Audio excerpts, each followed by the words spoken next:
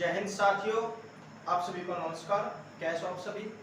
उम्मीद करते हैं आप सभी बहुत अच्छे होंगे। स्वागत है आप सभी का आपके अपने YouTube channel skill education tips में। डियर फ्रेंड्स, आज होगा यहाँ पे क्लास 10 NCERT मैथ्स चैप्टर 4 का द्विघात समीकरण क्वाड्रेटिक इक्वेशंस लेक्चर 2 यहाँ पे आज आपको कराया जाएगा। और इस लेक्चर 2 में आपको आज यहाँ पे सिखाया जाएगा टॉपिक 2 के अंदर द्विघात समीकरणों को हल करने की विधियों के बारे में यहाँ पे आपको बताया जाएगा। द्विघात समीकरणों को हल करने की कितनी विधियां होती है और मुख्यतः हम किन विधियों का प्रयोग द्विघात समीकरणों को सॉल्व करने में करते हैं। क्लियर? तो आप लोग नोटबुक और पेन लेकर बैठ जाइएगा आज के इस लेक्चर 2 के लिए। और अगर आप हमारे चैनल पर नए हो तो हमारे चैनल को सब्सक्राइब करके हमें अपना प्यार और सपोर्ट जरूर करिएगा। तो चलिए शुरू करते हैं अब इस लेक्चर 2 को टॉपिक 2 के साथ। देखिएगा, द्विघात समीकरणों को हल करने की विधियों से पहले आप यहाँ पे द्विघात समीकरण के मूल अथवा हल को एक बार जान लीजिए, समझ लीजिए कि ये होते क्या है, ठीक है ना? क्योंकि इनको समझना अत्यंत जरूरी है द्विघात समीकरणों में इसके क्वेश्चंस को हल करने के लिए या फिर इसकी विधियों को जानने से पहले। समझ आई बात? अब देखिएगा, समझिएगा जरा ध्यान से। द्विघात समीकरण के मूल अथवा हल होते क्या है? Roots of a quadratic equations क्या होते हैं? चर के वे सभी मान, चर कहते हैं मेरे भाई वेरिएबल को। जैसे द्विघात समीकरण में x हो गया, y हो गया, m हो गया, n हो गया, या फिर यूं कहिए कि जो हमारे अल्फाबेटिकल लेटर्स होते हैं यानी अंग्रेजी वर्णमाला के जितने भी अक्षर होते हैं उनको हम कहते हैं चर राशियां। क्या कहते हैं? चर राशियां। समझ आई बात? तो इन सभी चर राशियों के ऐसे मान या फिर वे सभी मान जो द्विघात समीकरणों को संतुष्ट करते हैं, ठीक है ना? जो द्विघात समीकरणों को संतुष्ट करते हैं, संतुष्ट कहते हैं वेरीफाई, ठीक है? वेरीफाई करते हैं कहलाते समीकरण के मूल या हल कहलाते हैं, जिसको आप सॉल्यूशन कहते हो, ठीक है? मूल या हल कहते हैं इन मूलों को मुख्यतः अल्फा व बीटा के नाम से जाना जाता है, ठीक है? इन मूलों को जो द्विघात समीकरण होती है उसमें मुख्यतः अल्फा व बीटा के नाम से यहाँ पे जाना जाता है। जब आपको px = 0 दे दिया जाता है, दैट इज द्विघात समीकरण का ये मानक रूप होता है, या फिर आप इसको व्यापक रूप बोलते हो जिसको हम बोलते हैं स्टैंडर्ड फॉर्म, ठीक है? जहां px = ax² + bx + c, जहां a is not equals to 0 होगा, दैट इज a का जो मान होगा वो 0 के बराबर नहीं होना चाहिए। अगर a का मान 0 के बराबर होता है तो हम उसको कह देते हैं कि भाई ये हमारा द्विघात समीकरण नहीं है, ठीक है? क्योंकि द्विघात समीकरण होने के लिए क्या जरूरी है? द्विघात समीकरण होने के लिए यहाँ पे जो x² का गुणांक होता है, जो a होता है, उसका जो मान होता है वो 0 के बराबर नहीं होना चाहिए। a b c यहाँ पे रियल नंबर का काम करते हैं, वास्तविक संख्याओं का काम करते हैं। समझ आया साथी? अब अर्थात px = 0 है तो px = यहाँ पे है ax² + bx + c। px equal यहाँ पे रखेंगे ax² + bx + c = 0, ये यहाँ पे बन जाता है। समझ आई बात? तो आप एक बार इस सभी को नोट कर लीजिए। इसका फिर पूरा प्रोसेस क्या है ये आपको यहाँ पे नेक्स्ट स्टेप में अब बताया जाएगा। करिएगा आप इसको नोट या फिर आप इसका स्क्रीनशॉट ले लीजिएगा। चलिएगा, अब हम आते हैं यहाँ पे अपने मेन पॉइंट पे, जो है हमारा टॉपिक 2, जो है द्विघात समीकरणों को हल करने की विधियां। तो द्विघात समीकरणों को मेरे भाई हल करने की केवल 3 विधियां यहाँ पे बताई गई हैं। आपका जो सिलेबस है क्लास 10 का उसमें 3 विधियों को यहाँ पे जिक्र किया गया है। इन 3 विधियों से हटके यहाँ पे कोई अदर मेथड, कोई अदर विधि यहाँ पे नहीं बताया गया है। समझ आई बात? अब इसमें इन 3 में से जो यहाँ पे मोस्टली यूज करते हैं, जो यहाँ पे इम्प्लीमेंट किया गया है क्लास 10 में, वे केवल 2 विधियों का किया गया है। 2 विधियां है यहाँ पे, गुणनखंड विधि और श्रीधराचार्य विधि, ठीक है? देखिएगा, द्विघात समीकरणों को हल करने की विधियां करिएगा। अब यहाँ पे आप इसको नोट, द्विघात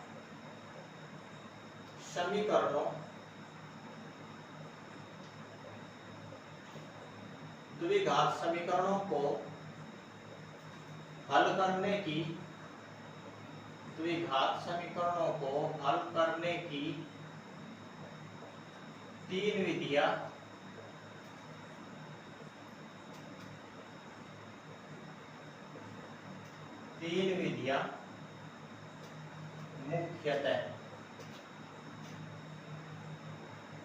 मुख्यतः होती है। ठीक है, या फिर इस प्रकार से भी लिख सकते हो कि मुख्यतः 3 विधियां होती है। समझ आई बात।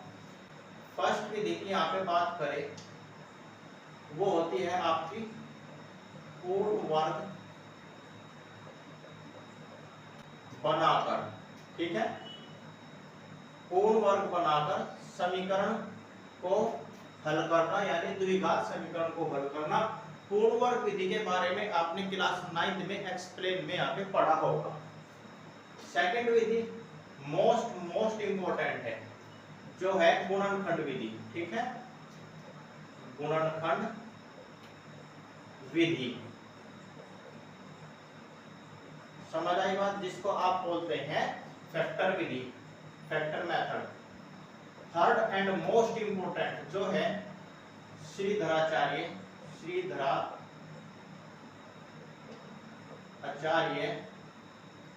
सूत्र विधि। ठीक है, श्रीधराचार्य सूत्र विधि द्वारा। समझ आई बात। श्रीधराचार्य सूत्र विधि द्वारा यहाँ पे इन द्विघात समीकरणों को हल किया जाता है। तो आप लोग यहाँ पे समझिएगा कि टोटल कितनी विधियां यहाँ पे बताई गई है। टोटल यहाँ पे जो विधियां है वे 3 विधियां यहाँ पे बताई गई है द्विघात समीकरणों को हल करने की। ठीक है, फर्स्ट है पूर्ण वर्ग बनाकर। पूर्ण वर्ग बनाने के बाद यहाँ पे द्विघात समीकरणों को हल किया जाएगा। इसके बाद में गुणनखंड विधि फैक्टर करके श्रीधराचार्य विधि।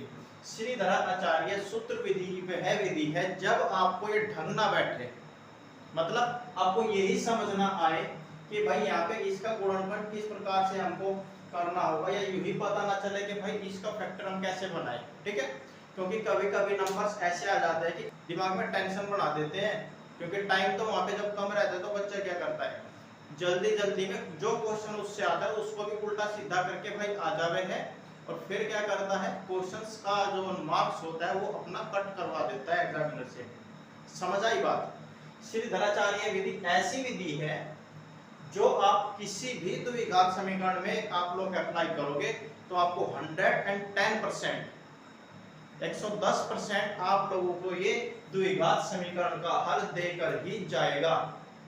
ये ऐसा मेथड है। श्रीधराचार्य जो है वो गणितज्ञ हुए हैं जिन्होंने श्रीधराचार्य अपने नाम से इस विधि को यहाँ पे प्रकाशित किया है मैथमेटिक्स में, जिसको यहाँ पे जाना जाता है श्रीधराचार्य सूत्र विधि।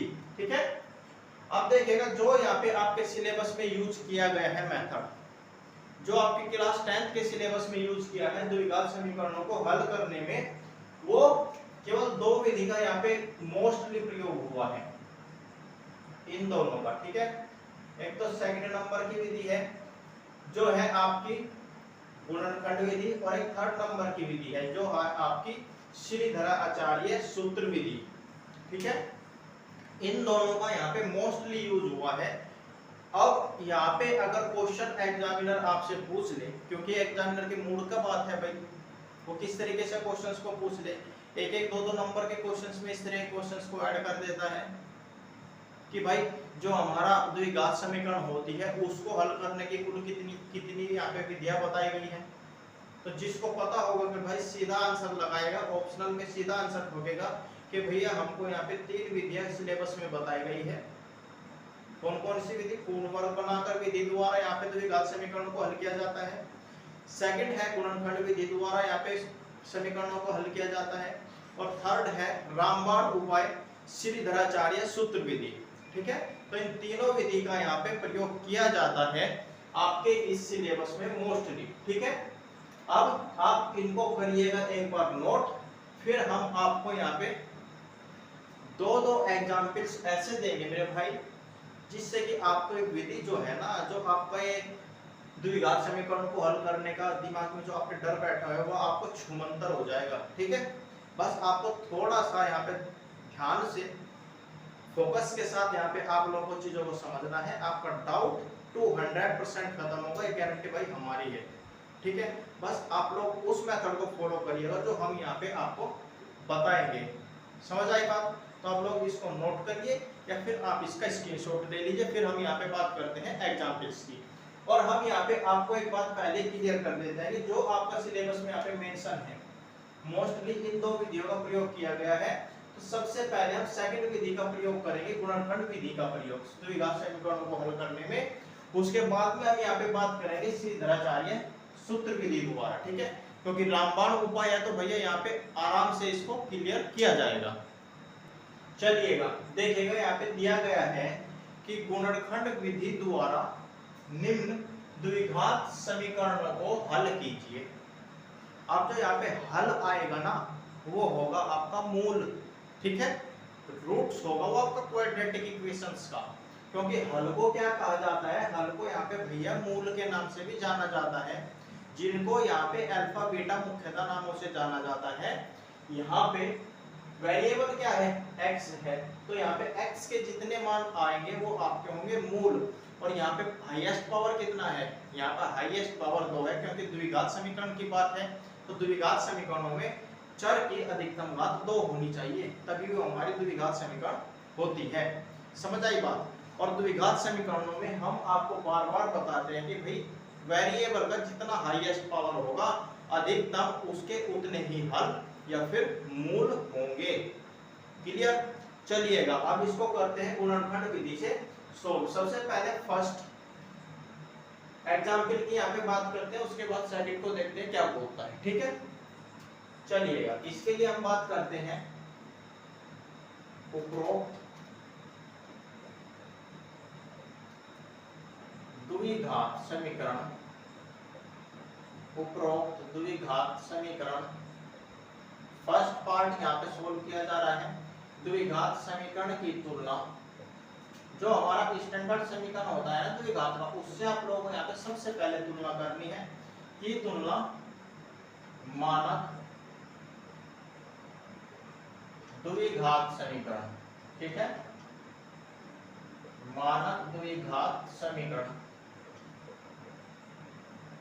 मानक द्विघात समीकरण स्टैंडर्ड क्वाड्रेटिक इक्वेशंस क्या होता है, ये होता है हमारे पास ax² + bx + c = 0 से करने पर, ठीक है। अब देखिएगा यहाँ पे x² का गुणांक क्या है, दैट इज a यहाँ पे है कितना 1, क्योंकि जहां पे कुछ नहीं होता वहां पे 1 होता है। और b यानी x के गुणांक का तुलना x के गुणांक से करिए और b यहाँ पे हो जाएगा 5। c यहाँ पे क्या होता है, अचर पद होता है। c यहाँ पे है भैया 6। बोलिएगा बात सही है कि नहीं? अब यहाँ पे गुणनखंड का प्रयोग करना है, तो सबसे पहले हमने आपको क्या बता रखा है गुणनखंड विधि में कि x² के गुणांक की और अचर पद की आप लोग गुणा कर लीजिए, दैट इज a × c यहाँ पे करिए, ठीक है। a × c यानी 1 × 6 बराबर में कितना आ जाएगा, 6 आ जाएगा। बात क्लियर? इसके बाद में आप द्विघात समीकरण में पहुंच जाइए। तो 6 के ऊपर आप देख लीजिए मेरे भाई कितना चिन्ह है, यहाँ पे प्लस का चिन्ह लगा हुआ है 6 के ऊपर, ठीक है। तो 6 के ऐसे टुकड़े बनने चाहिए कि जोड़ने के बाद में हमारा 5 आए और गुणा करने के बाद भैया 6 आए, ठीक है। तो 6 के ऐसे गुणनखंड क्या होंगे देखते हैं, चलिएगा। गुणनखंड अब इसका यहाँ पे बना लेते हैं। 2 से 6 को काटेंगे, सबसे पहले 2 से काटते हैं, 2 से 6 को काटेंगे, 2 × 6 और 3 एकम 3। समझ आई बात? अगर हम 2 + 3 कर दे तो कितना आ जाएगा, 5 आ जाएगा। क्यों? क्योंकि हमको यहाँ पे चिन्ह दिया हुआ है 6 के ऊपर प्लस का, तो हमको प्लस से यहाँ पे वर्क करना होगा। 2 + 3 = 5 और 2 × 3 = 6। कंफर्म है बात? चलिएगा अब यहाँ पे हमने जो गुणनखंड बनाए हैं इसके वो हो जाएगा 2 × 3। समझ आई बात? और इनटू में 1 तो यहाँ पे रहता ही है।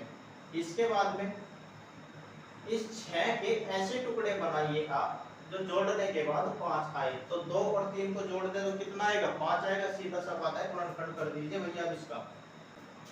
समझ आई बात? क्योंकि देखिएगा 2 + 3 अगर हम करें तो यहाँ पे कितना बनेगा, 5 बनेगा। ठीक है, जो होगा हमारा इक्वल्स टू बी के। क्लियर? चलिएगा अब इसको यहाँ से लेते हैं। दिस इंप्लाइज दैट ये हो जाएगा x² + 5x + 6। हमारे पास से द्विघात समीकरण दी हुई है। ठीक है, this implies that x² plus इसको हम कर देंगे 2 + 3 × x प्लस में 6 बराबर में 0। This implies that x² plus x का गुणा ब्रैकेट में आप कर दीजिए, ये हो जाएगा 2x + 3x + 6 बराबर में 0।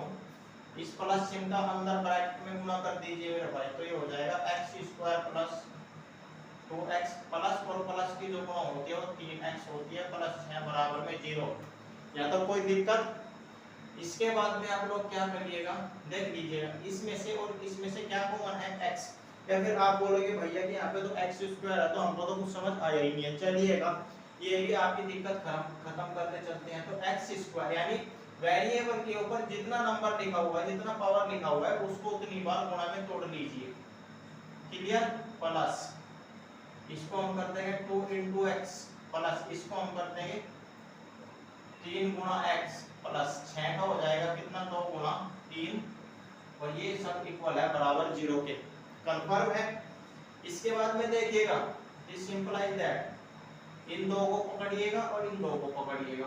ठीक है, इनमें से आप कॉमन कर लीजिए। यहाँ पे x का एक पावर है, यहाँ पे x का एक पावर है, तो एक पावर को x की पार कर लीजिए। ठीक है, x की एक पावर बाहर करेंगे तो अंदर क्या बचेगा, एक x तो भाई बाहर चलेगा, यहाँ से बचता कितना है, एक x यहाँ पे बचता है प्लस एक x यहाँ पे बाहर चले गया, और यहाँ पे x कितना था, एक ही था, तो यहाँ पे क्या बचता है, यहाँ पे बचता है मेरे भाई 2। ठीक है, प्लस यहाँ से आप लोग देख लीजिएगा 2 यहाँ पे नहीं है, x भी नहीं है, तो क्या है कॉमन, सेम यहाँ पे 3 मिल रहा है, तो 3 को आप बाहर कर लीजिएगा। 3 यहाँ से बाहर गया तो यहाँ पे बचा x प्लस यहाँ से 3 बाहर गया तो यहाँ पे बचता है 2। ठीक है, प्लस 2 = 0। समझ आई बात? चलिएगा अब इसको यहाँ पे बनाते हैं। दिस इंप्लाइज दैट, देखिएगा ये बचता है कंप्लीट ब्रैकेट से कॉमन क्या है, x + 2। यानी अगर पहला ब्रैकेट हमारा x + 2 बनता है तो दूसरा ब्रैकेट भी हमारा x + 2 बनना चाहिए। अगर फर्स्ट ब्रैकेट आपका x + 2 बनना है और दूसरा ब्रैकेट आपका कुछ और बनना है तो आपका जो गुणनखंड है वो यहाँ पे कहीं ना कहीं गलत चला हुआ है। क्लियर है बात? यहाँ पे भी आप इसको चेक कर सकते हो। अब देखिएगा कंप्लीट से तो यहाँ पे आ जाएगा भैया कॉमन x + 2 यानी x + 2 इंटू, और दूसरे ब्रैकेट में क्या बचेगा, तो यहाँ पे बचता है x और इन दोनों के बीच में जो चिन्ह है वो है प्लस का, तो ये हो जाएगा x + 3। ठीक है, x + 3 और बराबर है 0 के। बताइएगा बात सही है कि नहीं? चलिएगा अब यहाँ से मूल आप निकाल लीजिए। यदि x + 2 बराबर 0 हो तो x बराबर कितना आएगा, -2 आएगा भाई, क्योंकि यहाँ पे +2 है, राइट साइड जाएगा इक्वल से दूसरी साइड तो क्या आएगा, -2 आएगा। अब दूसरे की अगर हम यहाँ पे बात करें तो ये हो जाएगा यदि x + 3 बराबर 0 है तो x बराबर कितना आ जाएगा, -3 आएगा या फिर नहीं आएगा। ठीक है, अतः द्विघात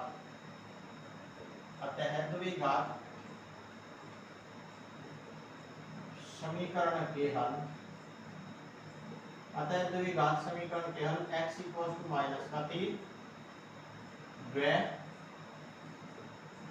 x = -2 है। ठीक है, ये हो जाएगा आपका एग्जाम्पल 1 का फाइनली सॉल्यूशन, जिसको यहाँ पे गुणनखंड विधि द्वारा द्विघात समीकरण को हल करना था, तो हमने यहाँ पे कर दिया द्विघात समीकरण से यहाँ पे द्विघात समीकरण को गुणनखंड विधि से हल। समझ आई बात? करिएगा आप इसको नोट। फिर यहाँ पे आपका जो सेकंड एग्जाम्पल है उसको यहाँ पे क्लियर किया जाएगा। ठीक है, करिएगा इसको नोट। आप देखिए यहाँ पे बात करते हैं सेकंड एग्जाम्पल की। सेकंड एग्जाम्पल की भी यहाँ पे मानक द्विघात समीकरण जो हमारे पास होता है उससे सबसे पहले तुलना इनकी करनी है। चलिएगा, ठीक है। दी गई द्विघात समीकरण की तुलना, दी गई द्विघात समीकरण की तुलना मानक या फिर व्यापक मानक द्विघात समीकरण,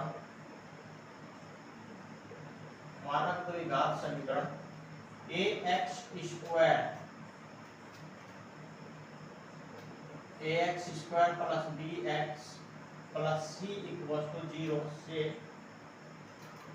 करने पर, ठीक है, से करने पर क्या मिलता है? a इक्वल टू तो हमको मिलता है भैया 4 और b इक्वल टू मिलता है माइनस का 1 और c इक्वल टू मिलता है माइनस का 5। क्लियर? a और c का गुणा सबसे पहले आप कर लीजिएगा। ठीक है, a into c equal to आ जाएगा 4 गुणा माइनस का 5 इक्वल टू कितना बनेगा? माइनस का 20 यहाँ पे बनेगा। अब ध्यान से समझना है, अब 20 के यहाँ पे ऐसे टुकड़े होने चाहिए। कैसे टुकड़े होने चाहिए देख लीजिएगा। लास्ट में आप पहुंच जाइए अचर पद पे। अचर पद के ऊपर कौन सा चिन्ह है? यहाँ पे आप बोलोगे भैया माइनस का चिन्ह है। तो 20 के ऐसे टुकड़े गुणनखंड आप करिए कि घटाने के बाद कितना बचे? 1 बचे। ठीक है ना? चिन्ह तो देखना है यहाँ पे अचर पद का और सॉल्यूशन यहाँ पे आना चाहिए, हल आना चाहिए x के गुणांक का यानी b का। ठीक है, b कितना है यहाँ पे? माइनस का 1 है।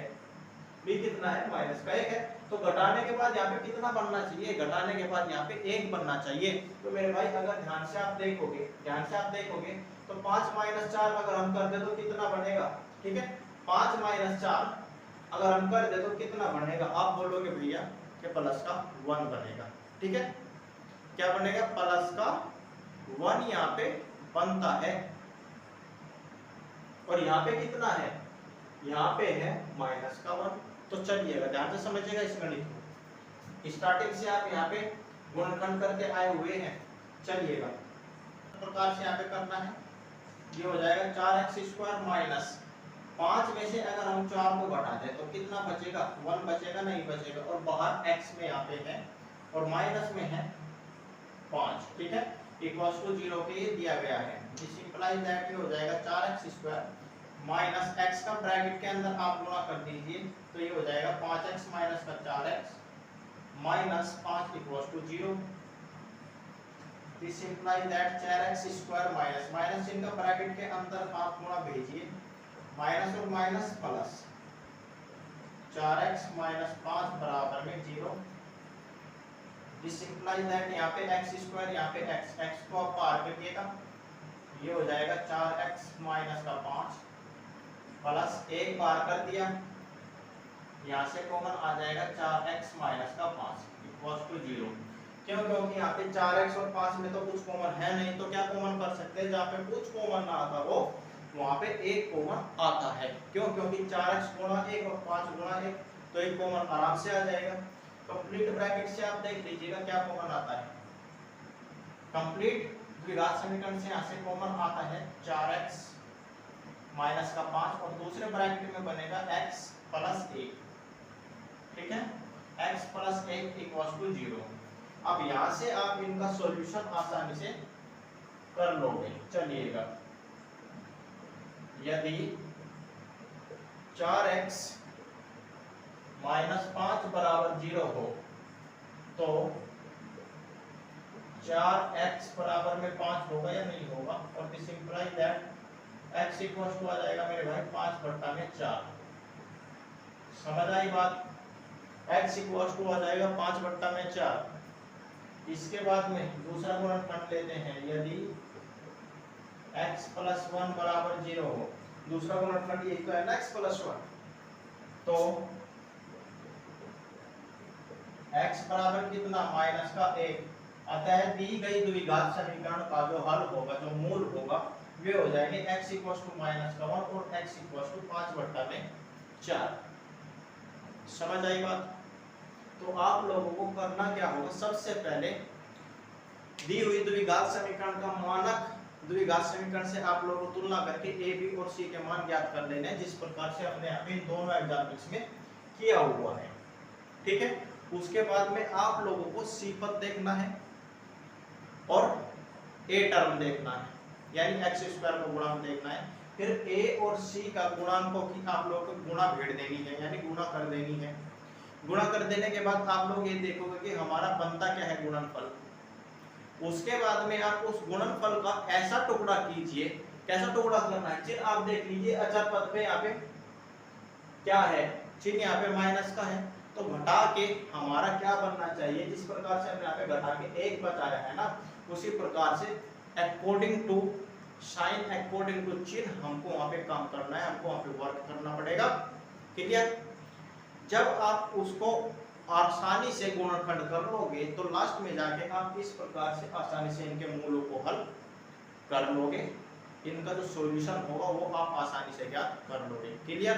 तो आप लोग इसको नोट करिए या फिर आप इसका स्क्रीनशॉट ले लीजिए, जो करना है करिए।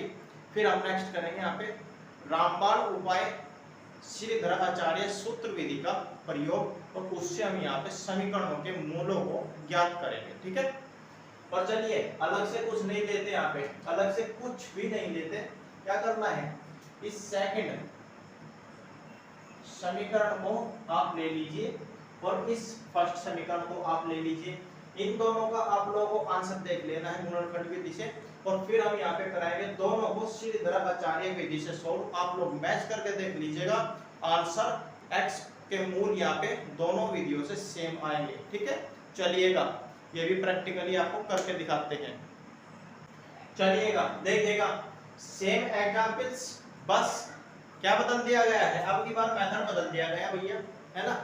श्रीधराचार्य विधि अब की बार यहाँ पे यूज करेंगे, तो श्रीधराचार्य विधि हो या फिर गुणनखंड विधि हो, दोनों में पहला काम जो आपको करना होगा वो मानक द्विघात समीकरण से तुलना कर देनी है। दी गई समीकरण की तुलना करने पर आपको a, b और c का वैल्यूज जो है ज्ञात कर लेना है। कंफर्म है? चलिएगा, अब जो हमारा श्रीधराचार्य विधि क्या कहती है, या फिर श्रीधराचार्य सूत्र, ठीक है, श्रीधराचार्य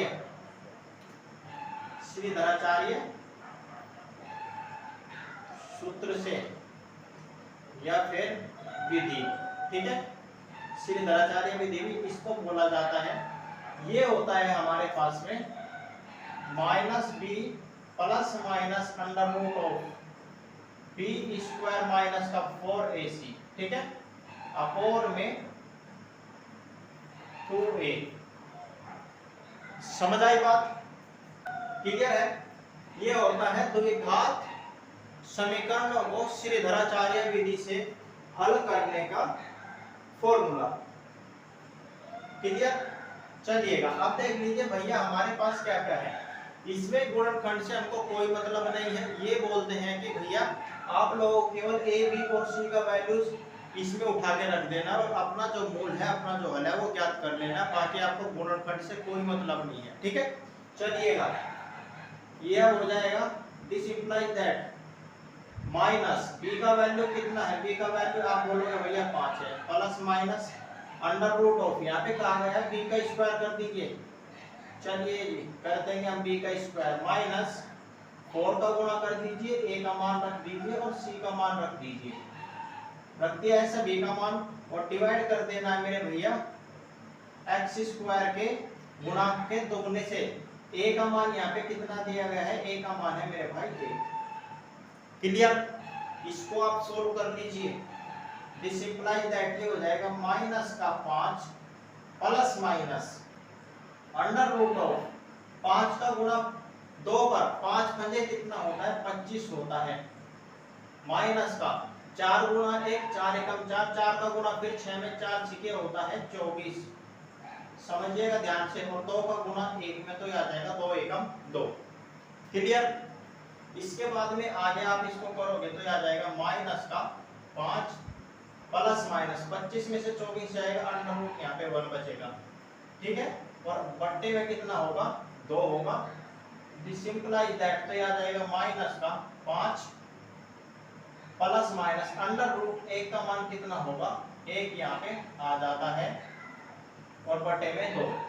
यदि आप प्लस चिन्ह लेते हो, ठीक है, देखिएगा अब यहाँ पे 2 केस बनेंगे, ठीक है। केस फर्स्ट, धनात्मक चिन्ह लेने पर, धनात्मक चिन्ह लेने पर, धनात्मक चिन्ह लेने पर देखिएगा धनात्मक चिन्ह जब हम यहाँ पे लेते हैं तो वेरिएबल इसमें क्या है, वेरिएबल आप बोलोगे भैया x है, तो x बराबर हम यहाँ पे इसको रख देंगे, x बराबर में माइनस का 5 प्लस 1 बटे में कितना चलेगा 2 चलेगा। माइनस 5 से प्लस 1 घटाओगे तो कितना बचेगा, आप बोलोगे भैया माइनस का 4 बचेगा और बटे में 2 भी है, तो 2 से 4 को कर देना डिवाइड, ये आ जाएगा माइनस का 2। क्लियर। इसके बाद में सेकंड केस, सेकंड केस अब की बार ऋणात्मक चिन्ह यहाँ पे ले लेंगे, ठीक है। ऋणात्मक चिन्ह लेने पर this implies that x equals to ये बचेगा माइनस 5 माइनस का 1 बट्टे में 2, ये आ जाएगा माइनस का 6 बट्टे में 2, 2 से 6 को मारेंगे 3 बार में तो आ जाएगा माइनस का 3, ठीक है। तो हमारे दी गई समीकरण के जो मूल हो जाएंगे वो हो जाएंगे x इक्वल्स टू माइनस का 2 और x इक्वल्स टू माइनस का 3। आप देख सकते हो गुणनखंड विधि से भी हमारे यही हल आए थे और श्रीधरा आचार्य विधि से भी हमारे यही हल आए थे। क्लियर है। तो आप लोग इसको नोट करिएगा। और जो ये सेकंड एग्जाम्पल है मेरे भाई, इसको आप श्रीधरा आचार्य से विधि से हल करिएगा। ये हम आपको आपका होमवर्क देते हैं, ये आपको सॉल्व करना है, ठीक है। करिएगा आप इसको नोट। फिर हम यहाँ पे श्रीधराचार्य विधि से कुछ और भी आप लोगों को कंटेंट यहाँ पे बताएंगे, कुछ और यहाँ पे अलग से इसमें समझाया जाएगा। चलिएगा श्रीधराचार्य विधि सूत्र द्वारा समीकरण का हल देखिएगा। मान लो ax² + bx + c = 0 है और ये कोई द्विघात समीकरण है, तब a, b और c जो होंगे वो वास्तविक संख्याओं का काम करेंगे और a का जो मान होना चाहिए भैया वो 0 के इक्वल नहीं होना चाहिए, ठीक है। अगर मान जो है 0 के इक्वल हो जाता है तो हमारी द्विघात समीकरण ये नहीं होती है, ठीक है। तब x इक्वल्स टू वेरिएबल कौन सा है, x है। अगर वेरिएबल मान लो यहाँ पे y होता है, होता z होता n होता, कुछ भी वेरिएबल होता, तो हम यहाँ पे वही वेरिएबल ले लेते और इक्वल सूत्र एज इट इज रहता -b plus minus under root of b square minus 4ac upon में 2a। और यहाँ पे एक चीज और हम यहाँ पे आपको नोट करा देखिए, जो विविध कर निकलता है ना d का वैल्यू जिसको आप डिनोट करते हो d से, उसमें b स्क्वायर माइनस का 4ac ही हमारा d का वैल्यू देता है हमें, ठीक है। चलिएगा वो बात हम बाद में डिस्कस करेंगे। इसके बाद में जो हमने स्टार्टिंग में बात किया था, जो हमने स्टार्टिंग में बात किया था अल्फा और बीटा का, देख लीजिए क्या इनका कनेक्शन है यहाँ पे। यदि द्विघात समीकरण के दो हल अल्फा पे बीटा है, तब अल्फा इक्वल्स टू ले लेना है इसका प्लस का वैल्यू और बीटा इक्वल्स टू ले लेना है यहाँ पे माइनस का वैल्यू। बात clear. That is alpha equals to -b plus under root of b square minus का 4ac अपॉन में 2a। बीटा इक्वल्स टू हो जाएगा -b minus under root of b square minus का 4ac अपॉन में 2a, ठीक है। एक चीज श्रीधराचार्य सूत्र को यहाँ पे द्विघाती सूत्र क्वाड्रेटिक फार्मूला भी कहते हैं, ये चीज आपको नोट कर लेनी है और ध्यान रखना है। समझ आई बात। इसका जो इम्प्लीमेंट है वो हमने गुणनखंड विधि जब कराया था उसके बाद में जस्ट श्रीधराचार्य विधि भी वहां पे इम्प्लीमेंट करके दिखाया है। तो उम्मीद करते हैं कि हमारा जो लेक्चर 2 है, टॉपिक 2, ये आपको अच्छे से क्लियर हो गया होगा। मेरे साथियों, अगर फिर भी आपको कोई डाउट रहता है तो आप इसको कमेंट सेक्शन में टाइप कर दीजिएगा। और अगर आपको हमारा वीडियो अच्छा लगता है तो वीडियो को ज़्यादा से ज़्यादा लाइक, शेयर और चैनल को भी सब्सक्राइब जरूर करिएगा। तो मेरे प्यारे भाइयों बहनों, अगर कोई डाउट रहता है तो आप उसको कमेंट सेक्शन में टाइप करके पूछ सकते हो। नेक्स्ट वीडियो में आपको उसका सॉल्यूशन मिल जाएगा। तो आज के इस वीडियो में बस इतने ही। मिलते हैं नेक्स्ट वीडियो में, तब तक के लिए आप इस लेक्चर 2 को कंप्लीट कर लीजिए और क्लियर कर लीजिए। मिलते हैं नेक्स्ट वीडियो में, तब तक के लिए नमस्कार, जय हिंद, जय भारत।